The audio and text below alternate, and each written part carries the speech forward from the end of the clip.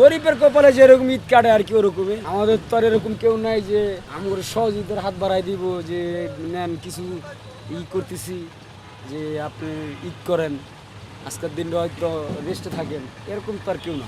রাঁধুনি মেজবানি মাংসে মশলা থাকলে আসল মেজবানি রান্না কোনো ব্যাপারই না।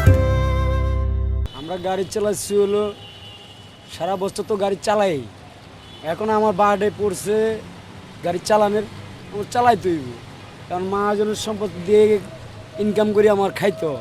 ঈদের দিন যদি তার গাড়িটা ছাইড থাকে তার তো খারাপ লাগবো, তারা 2 টাকা কম দিই বেশি দিই, কিন্তু গাড়িটা তো চালা রাখতে পারতেছি এই। আর দ্বিতীয় কথা হলো যেমন ঈদ তো আর সবার কপালে না, যেমন আমি কোরবানি দিতে পারি নাই, বাল বাচ্চা আছে, বড় ছেলে আয় এই 5 ইয়ারে পরে, ছোটোটার সামনে মেট্রিক দিব, মেয়ে পরে, বৃদ্ধ বাবা আছে, বৃদ্ধ মা আছে, বৃদ্ধ দাদা আছে।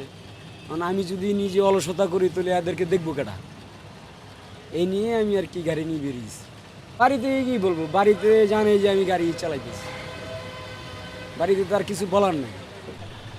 পাঞ্জাবি পরমু কেমনি, ময়লা সয়লা লই তো আর পাঞ্জাবি পরা যায় না, ময়লা সয়লা থাকলে পয়লা পাঞ্জাবি পরলে তো ময়লাই লাগিয়ে যাবো গা। আমার তো মনে করেন যে আমি গাড়ি চালাইতেছি যে ময়লা। কর্মজীবন কর্ম করতে হইব, কোম্পানি ছুটি দেয় নাই, এই কারণে গাড়ি চালাইতেছি। ছুটি দিলে তো হ্যাঁ, এই যে জামাত পড়ছি সায়দাবাস, এখন আল্লাহ নিলে সই সালামতে আল্লাহর রহমতে কুমিল্লা যাবো শাসন গাছা। মানে গাড়ি জমা থাকলে কেন আমি বাড়ি যাইতে পারি।